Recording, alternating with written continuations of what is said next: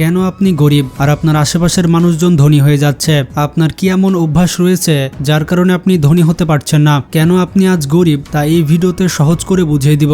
আর video শেষে 3টি উপায় বলবো যার মাধ্যমে আপনি গরিব জীবন থেকে মুক্তি পেতে পারেন। ভিডিওটি শুরু করার আগে একটি লাইক দিয়ে দিন এবং নতুন দর্শকেরা চ্যানেলটি সাবস্ক্রাইব করে ফেলুন।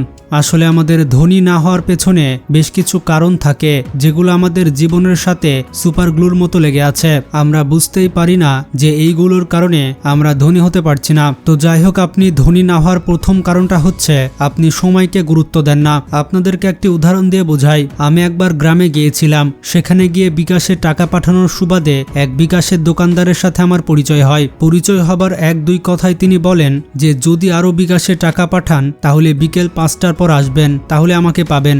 তখন আমি জিজ্ঞেস করলাম বিকেল 5টার পর কেন? তিনি বললেন আমি চাকরি করি তো, তাই 4টায় ছুটি হয়, তারপর বাসায় গিয়ে গোসল করে ফ্রেশ হয়ে আমি দোকান খুলি। তখন আমি তাকে জিজ্ঞেস করি আপনি কিসের চাকরি করেন? তখন তিনি বলেন আমি সরকারি চাকরি করি, জনতা ব্যাংকে। এটা শোনার পর তো আমি অবাক হয়ে যাই। সরকারি ব্যাংকের একজন চাকরিজীবী ব্যাংক থেকে এসে দোকান চালায়। তখন আমি তাকে জিজ্ঞাসা করি আপনি তো জনতা ব্যাংকে চাকরি করেন, নিশ্চয়ই ভালো টাকা বেতন পান, তাহলে দোকান কেন করেন? তখন লোকটি আমাকে বলল আমার ব্যাংক ছুটি হয় মোটামুটি 4টার দিকে আর আমি রাতে ঘুমাই 12টায়। এই 8 ঘন্টার সময় যদি আমি দোকান না চালাতাম তাহলে নিশ্চয়ই বন্ধু বান্ধবদের সাথে আড্ডা দিতাম, না হলে বাসায় গিয়ে টিভি দেখতাম অথবা মোবাইল ফোনে ফেসবুকে পড়ে থাকতাম, যেগুলো অযথা আমার সময় নষ্ট করত। এতে আমার 1 পয়সাও লাভ হতো না, বরঞ্চ আড্ডা দিতে গিয়ে মোবাইল চালাতে গিয়ে আমার খরচ বাড়ত। কিন্তু আমার এই 8 ঘন্টা দোকান থেকে মাসে এক্সট্রা 15,000 টাকা ইনকাম হয়, যা আমার সম্পদের পরিমাণ বাড়াচ্ছে। তাই আমি অযথা সময় নষ্ট করি না। কথাগুলো শুনে আমি পুরোপুরি শকড হয়ে যাই আর ভাবি লোকটার চিন্তা কতটা উন্নত লেভেলের। একজন সরকারি চাকরিজীবী হয়েও তিনি দোকান চালাচ্ছেন, তাও আবার ফ্লেক্সিলোড বিকাশের দোকান। আর আমরা 10 থেকে 15,000 টাকার চাকরি করে অফিস থেকে এসে মনে করি রাজ্যের সব কাজ শেষ করে এসেছে আর শুয়ে বসে গেম খেলে টিভি দেখে সময় পার করে দিই। এজন্যই আমরা জীবনে ধনী হতে পারি না, কারণ আমরা সময়ের মূল্য দিতে জানি না। প্রত্যেক ধনী ব্যক্তি টাকার চেয়ে সময়কে মূল্য দেয় বেশি।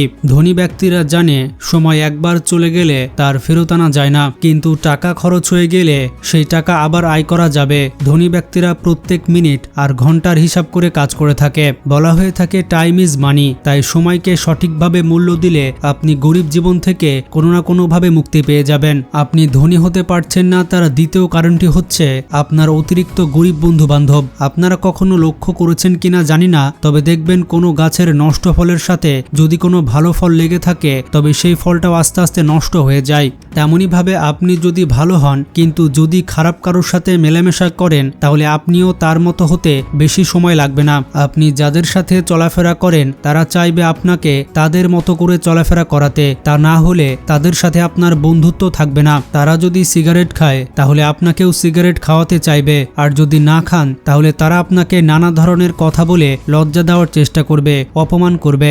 তবে আপনি 1 দিন খাবেন না, 2 দিন খাবেন না, 3 দিনের বেলায় ঠিকই খাবেন। তেমনি ভাবে আপনি গরিব বন্ধু বান্ধবদের সাথে চলাফেরা করতে করতে একদিন আপনি পুরোপুরি তাদের মতো হয়ে যাবেন, তাদের মতো চলাফেরা চিন্তা করতে শুরু করবেন। আর এটাই আপনার জীবনে ধনী হওয়ার সবচেয়ে বড় বাধা, কারণ অধিকাংশ গরিব ছেলেরাই হয়ে থাকে বখাটে। সারাদিন টই টই করে ঘুরে বেড়ায়, আড্ডা দিয়ে বেড়ায়, টিকটক বানিয়ে বেড়ায়, ইফটিজিং করে বেড়ায়, সারাদিন গেম খেলে থাকে, যাদের জীবনের কোনো উদ্দেশ্য নেই। সে কি করবে বা ভবিষ্যতে সে কিভাবে থাকবে সে কিছুই জানে না। তাই এই ধরনের সঙ্গদোষে থাকলে আপনিও এমন হয়ে যাবেন, এটাই স্বাভাবিক। আর যারা গরিব তাদের কাছে তো আপনি ধনী হওয়ার কোনো তথ্য পাবেন না। আপনি যদি গরিব কোনো ব্যক্তির কাছে গিয়ে জানতে চান যে ধনী হওয়া যায় কিভাবে, সেই সম্পর্কে আমাকে শিক্ষা দেন, তাহলে সে কিছুই বলতে পারবে না, কারণ সে নিজেই তো একজন গরিব ব্যক্তি। সেজন্য যারা অলরেডি ধনী বা যাদের চিন্তা আছে ধনী হবার বা ধনী হচ্ছে, ধীরে ধীরে তাদের সাথে বেশি সময় কাটাতে হবে, তাহলে তাদের কাছ থেকে কিছু হলেও শিখতে পারবেন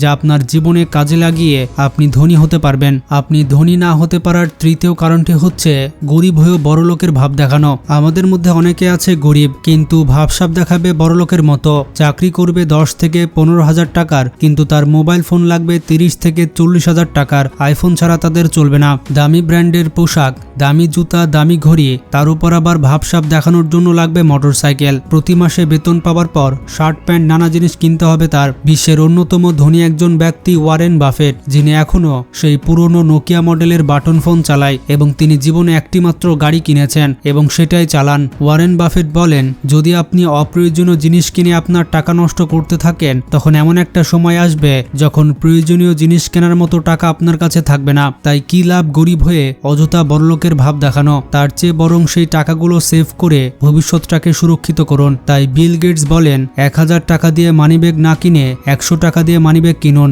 আর বাকি 900 টাকা সেই মানিব্যাগে রাখুন, যা আপনার বিপদে কাজে লাগবে।